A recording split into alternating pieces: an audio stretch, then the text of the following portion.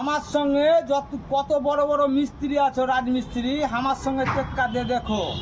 আমার যদি কাজ যদি ভুল হয় অবশ্যই একটু কমেতে বলবে।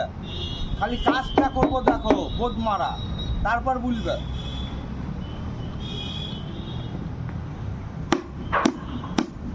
কত যে বড় বড় মিস্ত্রি আছো তাই দেখছি।